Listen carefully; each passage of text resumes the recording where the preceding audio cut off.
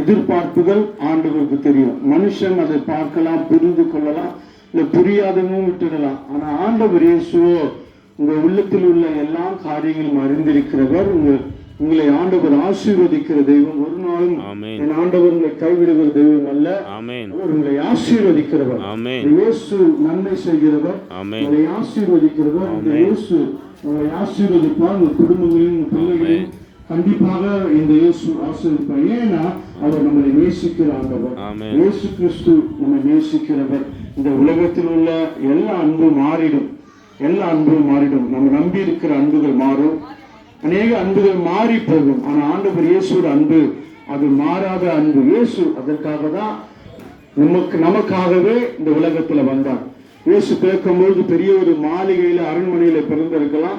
ஆனா அப்படி பிறக்காமல் ஆண்டவர் ஏழ்மையின் கோலம் எடுத்து, வேதம் சொல்லுகிறது, ஏழ்மையின் கோலம் எடுத்து நம்முடைய ஏழ்மையை மாற்றுவதற்காக இயேசு வந்தார்.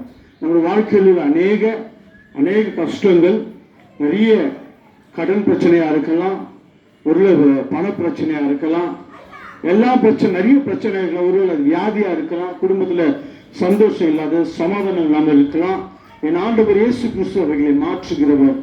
என் ஆண்டவர் இயேசு கிறிஸ்து அதற்காக தான் இயேசு நம்ம